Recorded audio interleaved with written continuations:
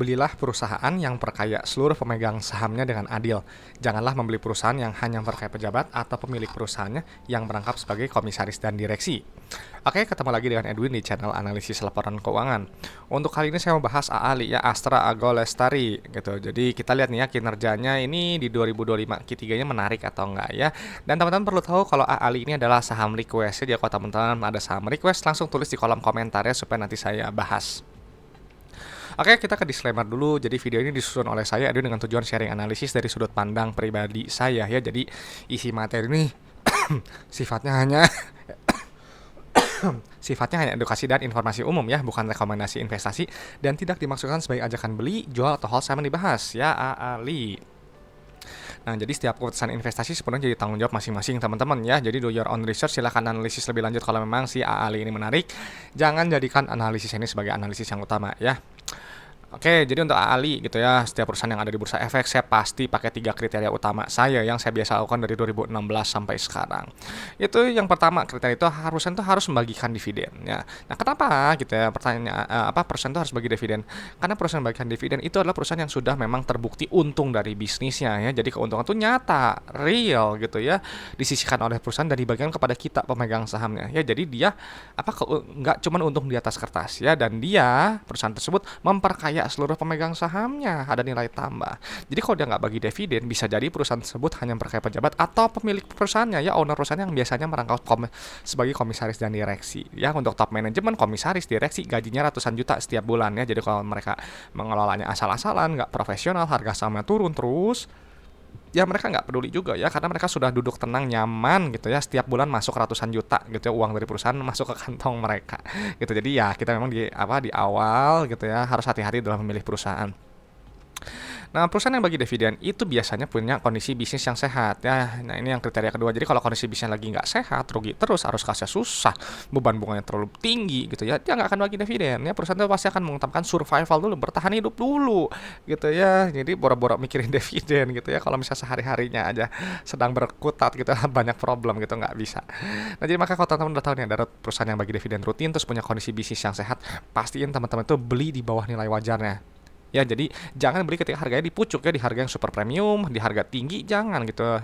Karena takutnya rawan koreksi gitu. Begitu koreksi, floating loss, nggak mau cut loss ya, hasilnya nantinya nyangkut gitu ya. Jadi apa ya, sebelum berinvestasi, teman-teman harus gunakan akal sehat Anda gitu. Jadi jangan FOMO. Jangan FOMO dan harus gunakan akal sehat Anda gitu ya. Jadi hati-hati terhadap apa ya namanya, berita, isu, rekomendasi, hati-hati terhadap pendapat analis, dan juga hati-hati jangan jangan percaya sama saya juga ya. Jadi teman-teman harus analis sendiri, harus punya alasan yang kuat kenapa beli saham tersebut ya. Nah, jadi kita memang harus memegang prinsip ya dalam berinvestasi ya, harus sabar, harus orientasinya jangka panjang, nggak bisa kita mengharapkan keuntungan itu jangka pendeknya sebesar-besarnya, nggak bisa ya. Dan kita memang harus fokusnya pada value. Ya, jadi hitung dulu value dengan metode valuasi yang ada, lalu tentukan entry price-nya, mau masuknya di harga berapa ya. Kenapa ini harus dipahami ya prinsipnya? Karena harga saham itu nanti pada akhirnya akan mencerminkan kinerja perusahaan dalam jangka panjang ya. Jadi kalau jangka pendek nggak akan ada hubungan antara harga dengan kinerja. Ya, perusahaan yang buruk, yang jelek, harganya digoreng naik kok, naik berkali-kali lipat gitu ya. Tapi kembali lagi ya, perusahaan yang buruk ketika harganya yang digoreng naik itu nanti juga akan lama-kelamaan turun juga gitu ya, mengikuti kinerja perusahaan, dan akan banyak meninggalkan investor yang nyangkut di harga atas ya, karena mereka kutip tertipu gitu ya dengan kenaikan harga pendek ya. Jadi kita harus hati-hati ya. Jadi ya jangan sampai kita jadi investor yang udah nyangkut terus marah-marah gitu, salahin market, salahin investasi saham, nggak benar. Itu jangan sampai jadi seperti itu ya, mungkin pendekatannya kurang tepat. Nah, oke, jadi kita untuk kasih AALI nanti kita lihat ya, laporan keuangan akan kita analisis dari sudut pandang saya yang saya biasa lakukan ya. Jadi ini hanya sebagian kecil dari fundamental dan hanya menilai kinerja masa lalu perusahaannya sampai 2025 Q3. Nah, jadi untuk Q4 sekarang berjalan, tahun-tahun ke depannya gimana ya, silahkan lakukan proyeksi sendiri ya, masih bagus atau enggak gitu. Dan sekali lagi kita fokusnya hanya di kinerja laporan keuangannya, bukan pada harga sahamnya. Nah, jadi pentingnya buat saya paham laporan keuangan. Karena apa? Karena dari laporan keuangan itu nanti dia akan bercerita tentang kondisi perusahaan yang lagi sehat atau lagi sakit gitu. Dan nanti data-datanya akan dipindah ke Excel ini gitu ya. Teman-teman bisa download ya, Excel ini gratis ya, linknya dari deskripsi video, passwordnya ALK Edwin. Oke, langsung aja ya kita ke bagian analisis AALI. gitu ya, Alibaba apa Aladin ya, Prince Ali gitu ya. Oke, langsung ke Ali, udah benarnya jutaan 2025 Q3. Yang pertama di checklistnya itu adalah riwayat pembagian dividen ya. Nah, untuk riwayat pembagian dividen Ali ini sangat jelas sekali. Kenapa? Lihat 2024, 5, 6 sampai tahun 2025 ini lihat tuh rutin bagi dividennya jelas. Ya, dan setahun ini 2 kali. Ya tuh, bahkan ketika lagi corona pun dia juga bagi dividen. Ya, jadi ini perusahaan yang baik dan dia udah bagi interim juga ya di tahun 2025. Jadi track record pembagian dividen ini sangat baik. Jadi ini perusahaan yang sangat bagus, layak untuk kita layak untuk kita lihat lebih lanjut ya. Yang kita lihat pertama adalah Kas Tarakas. Yang ini ya favorit saya. Kenapa Kas Tarakas itu harus dilihat gitu ya? Karena Kas Tarakas ini adalah jumlah uang yang berada di dalam dompet perusahaan ya, jumlah uang yang dimiliki perusahaan. Itu punya fungsi untuk bayar apa aja?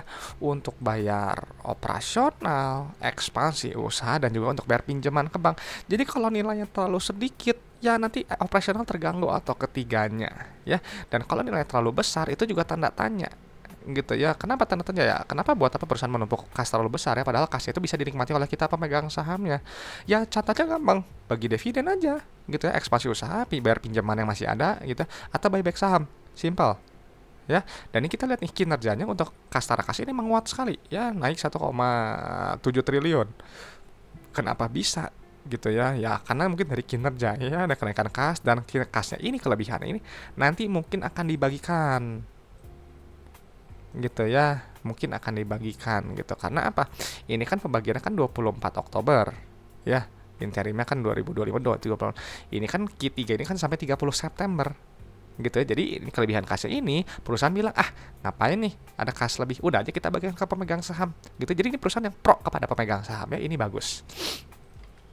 Oke, langsung kita cek ke bagian ekuitas ya. Yang dicek itu adalah saldo laba, yang ini nilainya. Nah, kenapa harus dilihat ya si saldo laba ini?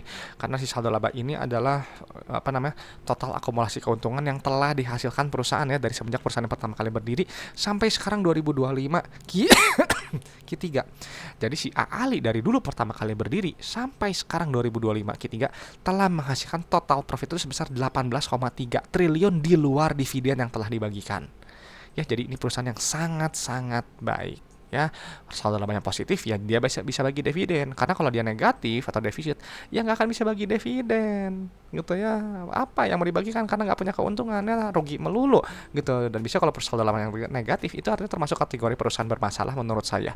Jadi kalau perusahaan bermasalah mau harganya naik berkali-kali lipat, ya udah jelas jawabannya nggak akan saya beli ya gitu. Oke, sekarang kita lihat ke bagian ekuitas pemiliknya, nilainya yang ini. Nah, ini kita pindahkan dulu ya ekuitas biar dapat nilai PBV nya. Bentar, KNP-nya mana? Nah, ini KNP-nya ya. KNP-nya dipindahkan juga. Oke ya, untuk ini lihat nih saldo maaf ya, rasio saldo laba terhadap modal awalnya 3,4. Artinya perusahaan ini telah menghasilkan total profit itu sebesar 3,4 kali modalnya ya. Jadi ibarat teman-teman punya modal bisnis 1 miliar, itu telah profitnya 3,4 miliar ya. Jadi ini perusahaan sudah terbukti untung, terbukti profit gitu. Bagus, secara struktur modal ini sangat baik ya. Dan untuk perusahaan yang baik seperti ini, PBV-nya udah cukup murah ya, di 0,66 ya, dengan potensi profit 50% kalau sampai ke PBV 1. Dan nilai tambahnya itu sudah dihargai di bawah saldo labanya ya, 0,84. Jadi secara PBV Ali ini sudah katakanlah sudah cukup murah sekali gitu ya buat saya secara PBV ya. Cuman relatif kembali lagi buat teman-teman, nggak tahu masih murah atau enggak ya. Nah, ini ya cuman lagi sawit gitu ya, kita memang sedang mengalami bencana ya di Sumatera, dan saya turut berbela sungkawa gitu untuk setiap korban yang ada di Sumatera. Semoga lekas pulih gitu ya, dan juga untuk kepada rekan-rekan kita bisa tetap selalu sehat dan dilindungi dari bahaya ya dan musibah gitu. Oke ya, kita langsung fokus lagi kembali ke laporan keuangan.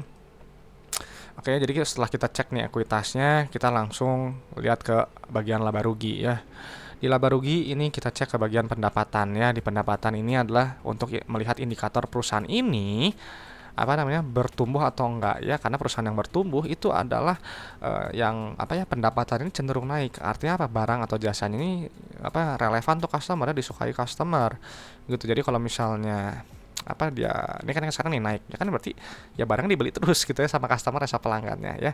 Dan ingat ya, pendapatan nanti dikurangkan oleh harga modal barang atau jasa ya, nanti akan keluar laba kotor ya, gross profit yang ini nilainya gitu. Ini penting ya gross profitnya, karena untuk melihat inti efisiensi perusahaan, untuk melihat kemampuan perusahaan ini menempatkan harga jual barang atau jasa ini di atas harga modalnya lewat dari gross profit margin ya. Dan gimana, kenapa, tahu dari mana gitu ya melihat harga modal? Jadi gini teman-teman, jual barang 100.000, 14.000 itu adalah laba kotornya ya, 86.000-nya itu adalah harga modal barang atau jasa. Jadi carilah gross profit itu yang setebal mungkin sesuai dengan sektornya ya, karena semakin besar gross profit, maka akan semakin besar juga net profitnya. Karena nanti laba bruto nanti akan dikurangi oleh beban operasional, beban pajak, beban lain-lain ya, nanti akan keluar laba bersih yang ini. Nah, laba bersih ini adalah inti dari laporan laba rugi ya. Jadi perusahaannya untung atau enggak gitu. Dan untuk secara laba rugi gitu ya, kita lihat kinerja ini kan revenue naik, gross profit naik, nah laba bersihnya juga naik ya 20%. Jadi ini kinerja baik ya, ada perbaikan kinerja. Kenapa? Ya mungkin sentimen sawit mungkin waktu ketika sampai kuartal 3 gitu ya 2023 itu membaik, kita bisa jadi gitu. Cuma saya nggak tahu, karena saya orang itu kan teknikal sekali ke dalam laporan keuangannya, jadi saya nggak cari alasan-alasan kenapa gitu ya dia bisa naiknya di berita-berita enggak ya. Jadi ya gitu ya teman-teman, nanti boleh tanya aja lebih lanjut ya, nanti saya jawab aja di kolom komentar. Oke ya, sekarang kita lihat ya untuk secara profitabilitas, secara PER-nya ini memang udah di bawah 15 ya, udah 10 lah borderline-nya, cukup murah juga. Nah, setelah itu kita cek langsung ke bagian laporan arus kas ya, laporan yang sering terlupakan oleh berita dan analis. Kita cek dari penerimaan kasnya ya, yang ini nilainya gitu. Kenapa harus kita lihat? Karena kalau pendapatan itu kan sifatnya akrual ya, jadi dia hanya untung di atas kertas. Ya harus kita validasi berdasarkan jumlah uang yang masuk, yang diterima oleh perusahaan ya. Ini karena lihat aja rasio penerimaan terhadap pendapatan ya, receipt to revenue rasionya. Ini nggak ada di textbook ya, nggak akan ada. Teman-teman cari di textbook tuh, mungkin ada kayaknya, tapi saya nggak tahu ya, karena saya nggak baca, nggak pernah baca ya rasio ini, nggak lazim gitu. Jadi kita lihat ya, ini rasionya mendekati 100%. Artinya apa? Artinya customer tuh bayarnya selalu full, hampir selalu full untuk setiap barang yang dijual ya. Ibarat teman-teman barangnya jual 100 juta, customernya bayar 99 juta. Ya ini kan rasio 99%. Kalau rasionya rendah gitu ya, artinya customernya nggak pernah bayar full gitu ya. Karena ingat, uang kas itu harus dikumpulkan, harus di-collect gitu, karena punya fungsi untuk bayar operasional, ekspansi usaha, dan juga untuk bayar pinjaman ke bank. Ya, jadi kan ini sesuai tuh. Ali dia bilang pendapatannya 22,1 triliun ya, terus penerimaan kasnya 22,1 triliun juga ya, sama gitu ya, bagus. Nah, uangnya ini digunakan untuk bayar operasional tuh, bayar supplier, bayar karyawan, bayar pajak, bla bla bla bla. Nanti keluar net CFO-nya positif seperti ini ya.